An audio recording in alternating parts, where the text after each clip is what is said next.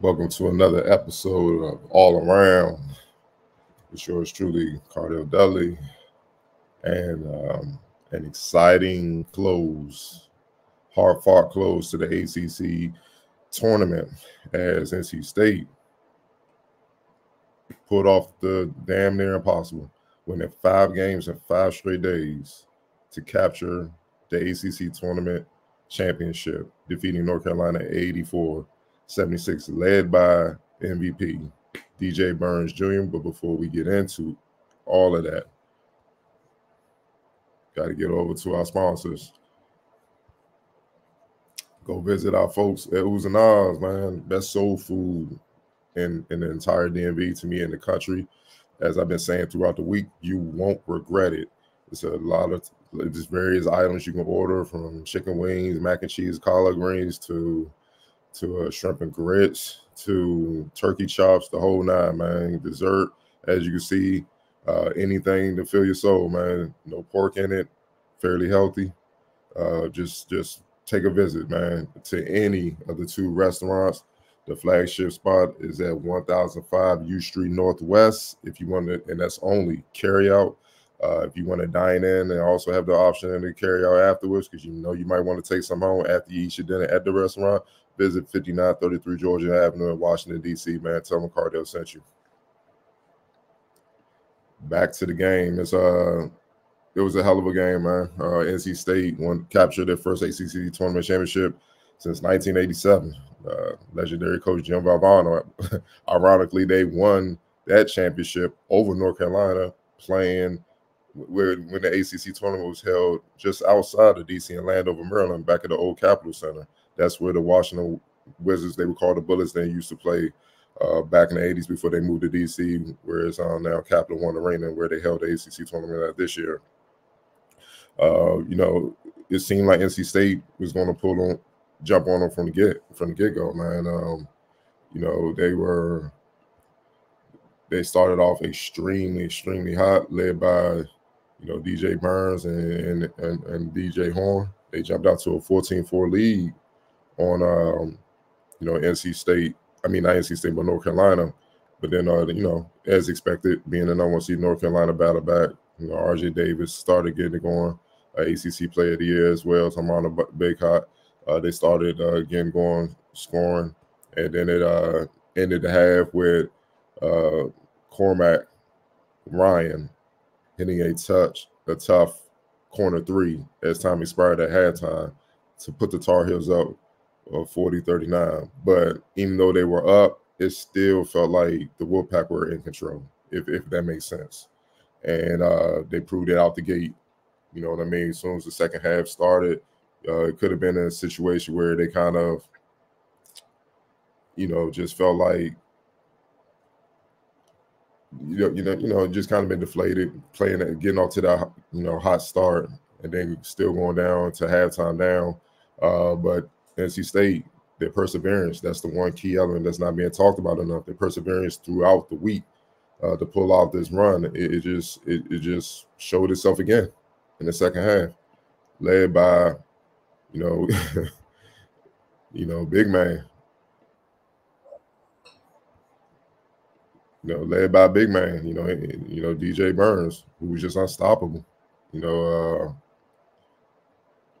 couldn't do anything with him. You come and trap him, he can find out open man. And the one thing I love about him, he just don't pass out of the double team. He's very patient, and he passes to the player that's in prime scoring position. That's an underrated skill set.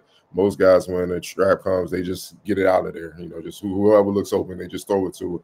And that really doesn't take advantage of the defense compromising by coming to trap you. You know what I mean? Like, as soon as they come to trap, he's been doing it all week, where he just comes and he allows guys to come, and he finds a way, and he finds the open shooters, and then they kill you. And he's been dominant throughout the week, man. You know what I mean? And it continued with North Carolina. He's the only player I've seen that Bacot could not keep out of the paint one-on-one. And when he gets in that paint, he has such a soft touch, a wide array of moves on a block, either block, great footwork, agility for his size, and when you match that with the power and his bulk, man, it's just a hard combination to deal with, man. And that's what you found North Carolina doing. And they had to double, and when they doubled, he found guys, and they gave him timely baskets. And then obviously, you know, with the compromise, the compromise of the defense, it put fouls on them as well. It put fouls on North Carolina, and that's the underrated thing. And that's why NC State, if you notice throughout the tournament, that they pretty much always have won their foul shooting attempt thing. You know what I'm saying? Where they got to the line a lot more. Like in this game, as a team, they got to the line 29 times. They made 22 free throws. You know, that controls the game, that controls the clock, and you're getting free shots. You're getting free points.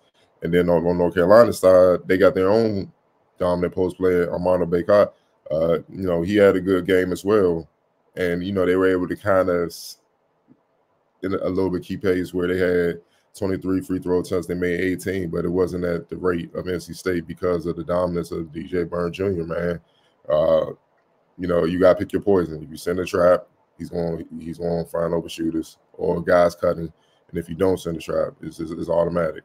You know, and he's on the scoring side or he's going to get to the line. And it's just pretty much been that way, man. So I felt like he was huge, you know, down the stretch as well, you know what I mean, with his dominance, man. You know, looking at the second half or whatnot, he had 9 points of 4 or 5 shooting.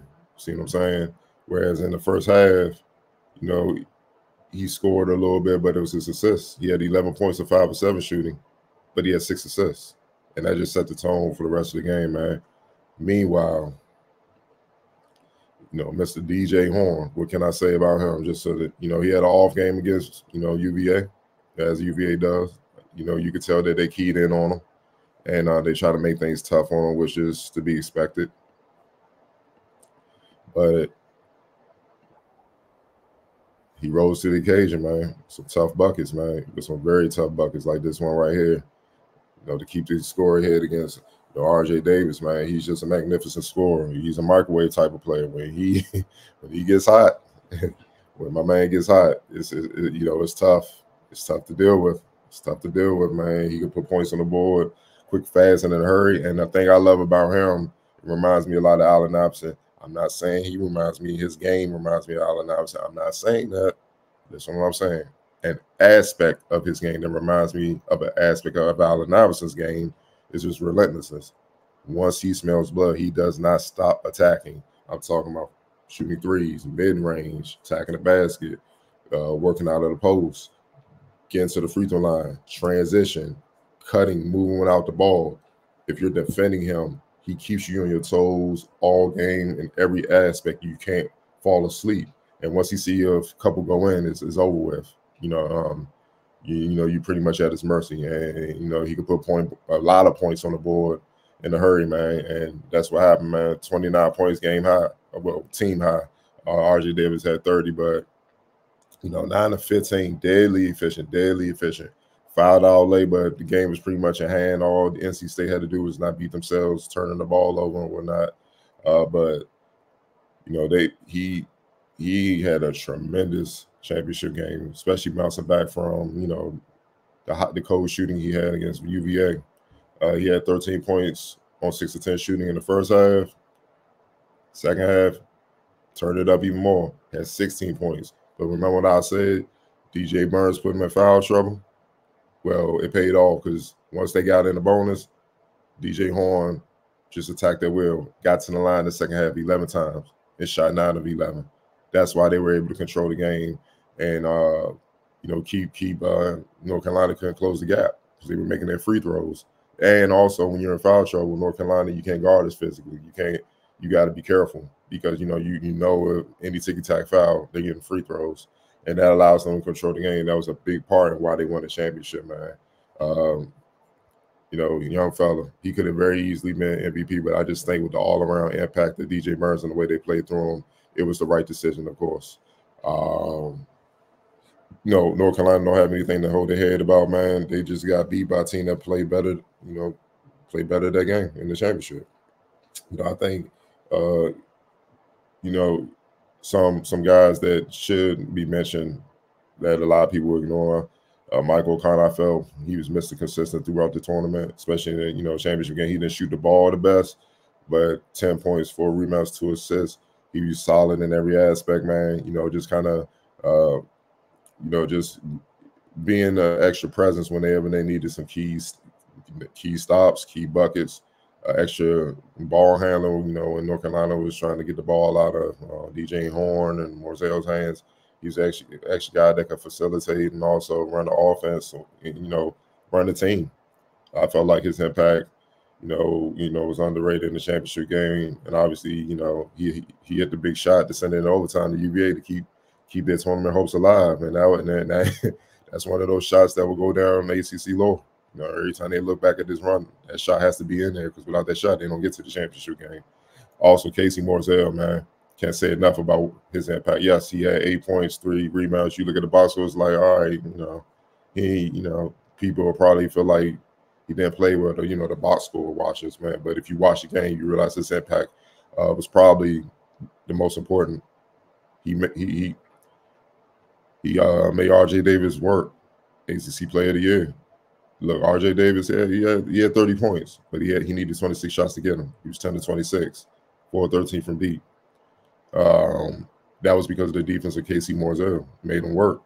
And when you get 30 on damn near the same amount of shots, that's a win for the defender and for NC State, because it took those shots away from other guys that needed those shots to get in their rhythm. It's totally disrupted his offense. That's why in spurts, don't kind of deflate, especially in the second half. That's when NC State was able to pull away. That was a big part of it, along with the fouls and stuff that they were piling up offensively, man. So you got to give him credit, man. Hell of a defender, man. Hell of a defender. Great impact as well. Muhammad Diarra, JUCO product, another double-double. It seemed like every game this tournament he had a double-double. 6-10-4, man, 11 points, 3 of 5 shooting, 4 of 4 from the free throw line, 1 of 1 from deep, but had 14 rebounds. Big time. One thing about Burns, because he's not as fast, he's quick on the block, making quick moves, but he's not fast basket to basket, so to speak. Bigs try to take advantage of that. Opposing bigs try to take advantage of that by beating them down the floor and being able to either score or get it deep where, they can get the offensive rebound from shooters and stuff and try to pound the glass, and defensive rebounds try to pound the glass. But Muhammad Diarra is the perfect complement to Burns because he's a big that's long and athletic and can run basket to basket. So he neutralizes that. So he's the big that runs back and meets the big that's usually matched up with Burns and holds him at bay until Burns can get down the court. Then they get back to their assigned matchups. And he's a live body, he's bouncing, he's long. That's why he always rebounding the ball well, man. He did his thing. He only had 1 rebound in the first half. Had 12 in the second half when it was winter time. And as you can see, NC State outscored them 45-36 in the second. That's a big part of it, man. Defense. You can't get off the defensive side of the floor. You can't get off the defense until you get the rebound. And, with DR controlling the boards in the second half, they were able to do that. And that also generates more possessions, and takes away potential offensive rebounds for North Carolina to take advantage and, get easy points, man. So they were huge in the game, man. For North Carolina side, look, RJ Davis, just off night shooting the ball, even though he had 30. He has spurts where where he got going, but like I said, Morzel found a way to neutralize him and keep him at bay. He had 6 rebounds and 5 assists, but I felt like he wore down the stretch because of the physicality and the great defense from Morzel. And that's what great defenders do. They wear you down. You know what I mean? And it's already hard enough trying to get by him, but then you got Burns and DR waiting on you in the inside, and Middlebrooks, who's a capable rim protector, and Ross as well. Both of them. It's a tough night. And truth be told, he had 30 points. Probably needed 40 out of him because a lot of guys didn't get off. It was really just him and Armando Bacot, who had 18 points and 12 rebounds and 6 of 10 shooting. Look, good game. But I felt like Burns had the edge on him, you know what I mean? Because he couldn't guard him. you know, and there's no disrespect. Nobody really can guard Burns. That's why NC State won the tournament championship. You know, Bacot needed help, and they had to send a guy down there, and those assists hurt. Those assists hurt, especially when he got the Horne's hands. It was pretty much automatic, man. You know, Ingram, you know, had 10 points, rebounds. He didn't have the type of impact he did against Pitt from the semis.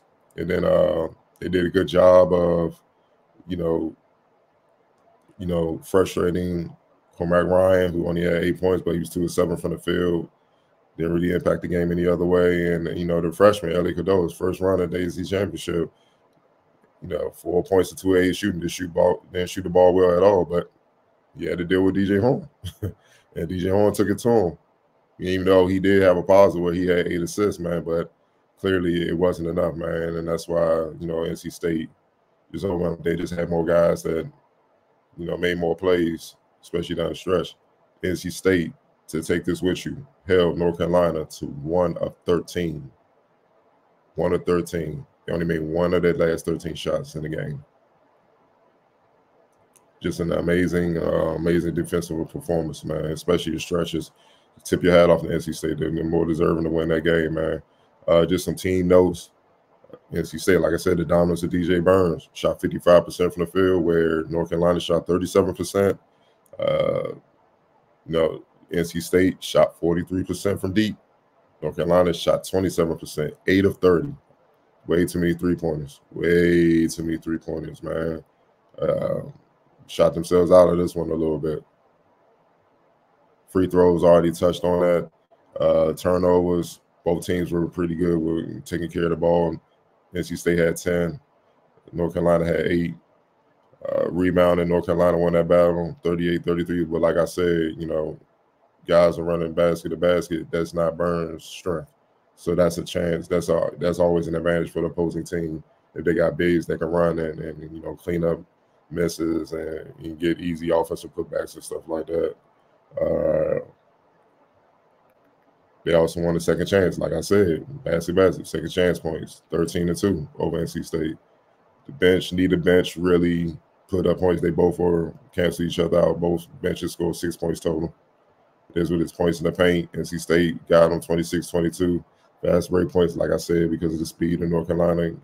They are 19-3, and NC State more so operates out of the half court so they can take advantage of the DJ Burns matchup anyway. And assists. North Carolina won that 17-13, obviously led by Elliot Cadeau with 8, and you know, RJ Davis had 5 himself. So all in all, man, you know, great tournament. I thoroughly enjoyed it. But tip your hat off to NC State to win 5 games in 5 straight days as a 10th seed. And think about it, they had to beat Duke, they had to beat UVA, and they had to beat North Carolina. That's just, hey man, what can you say? That's just that's a hell of a run. You upset the top 3 seeds in the tournament, man. It's nothing. It's really nothing you can. Even if you the most hardcore Duke fan, North Carolina fan, the most hardcore whatever fan, UVA fan, you got to be real and just respect that, man. Like y'all, they played since Tuesday. They beat Louisville, beat Syracuse, beat second seed Duke, beat third seed Virginia, and then took out number 1 seed North Carolina. That's how they had to get it done, and then they really had to go on this run to qualify for the NCAA tournament. Otherwise, they would have been at the mercy at the selection committee, and we all know how up and down and all over the place they can be. You know what I mean? Politics could have very well been a part of that. You know what I mean? So, you know, stole the bid. They earned it. Respect to NC State 2024 ACC Tournament Champions, man. Thank y'all for joining me throughout the tournaments. Did my best to cover each and every game, highlight every player, and be back soon with some more basketball. There's a lot coming up. You know, the NBA season is winding down. NCAA tournament set to begin. You got Portsmouth pre-draft season for the NBA coming up. There's a lot of basketball for AU. So I'll definitely be back with another episode all around. I really appreciate y'all for joining me, man. Y'all take care. Have a good day.